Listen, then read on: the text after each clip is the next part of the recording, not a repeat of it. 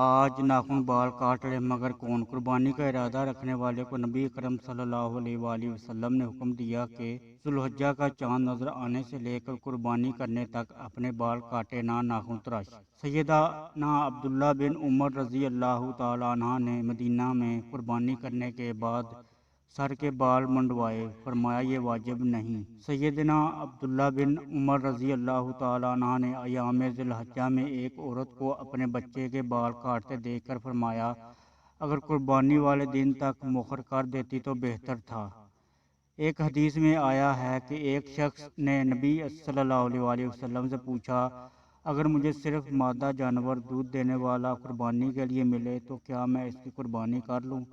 آپ صلی اللہ علیہ وآلہ وسلم نے فرمایا نہیں، لیکن تم ناخن اور بال کاٹ لو، مونچھیں تراش لو اور شرمگاہ کے بال مونڈ لو تو اللہ کے ہاں یہ تمہاری پوری قربانی ہے۔